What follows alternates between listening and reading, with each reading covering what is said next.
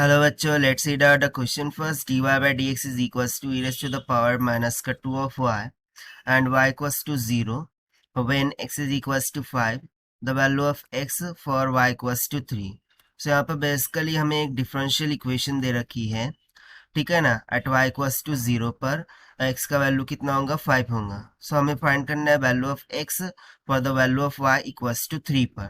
So start करते हैं हम की कॉन्सेप्ट से which we are going to use here for this question. तो जब कभी आपको कोई भी एक डिफरेंशियल इक्वेशन दे रखी हो, तो उसको हम y और x को सेपरेट कर और सिंपली उसे क्या कर देते हैं, इंटीग्रेट कर देते हैं on to the both side. So यहाँ पर हमें सिंपली इंटीग्रेशन का कॉन्सेप्ट लगाना होगा. ये तो हो गया वन कॉन्सेप्ट ना. यहाँ पर मैं फॉर्मूला बता दूँ, e integration of e raise to power a of x d x का. So this will be equals to e raise to power a of x divided by derivative of a of x will be a plus में some constant of integration that is c हो जाएगा.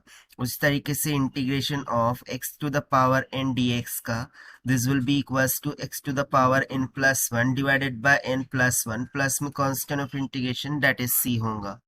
so चलिए फिर हम finally यहाँ से start करते हैं. तो सबसे पहले मैं इक्वेशन को लिख लेता हूँ, that is dy by dx is equals to e raised to the power minus का 2 of y दे रखा है.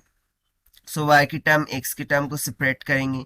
सो dy divided by e raise to minus 2 of y, this will be equals to dx हो जाएगा ना. e raise to power 2y को यदि मैं न्यूमरेटर में ले जाऊं, so e raise to power plus में 2y और dy हो जाएगा and that will be equals to dx.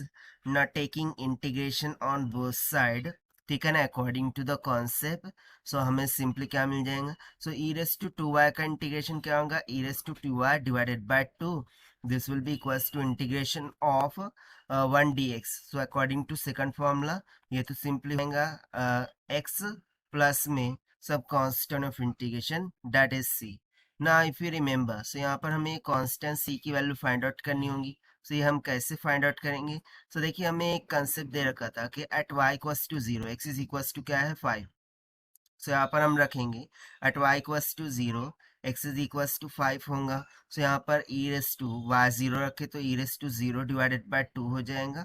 This will be equals to 5 plus में c. सो यहाँ से c will be equals to e raise to 0 is 1. So this will simply become 1 by 2. 5 उधर जाके minus का 5, 5 to ज़ा 10. सो ये कितनी आ जाएगा, माइनस का 9 डिवाइडेड बाय 2 के इक्वल. अब इसे हम जो जनरल इक्वेशन आई थी उसमें सब्स्टिट्यूट करते हैं. So e raise to 2y divided by 2, this will be equals to x minus में 9 डिवाइडेड बाय 2 हो जाएगा.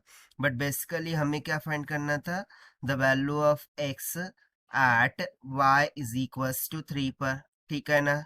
सो यहाँ पर हम सब्स्टिट्यूट करेंगे. सो ये हो जाएगा e raise to power 2 into 3 divided by 2.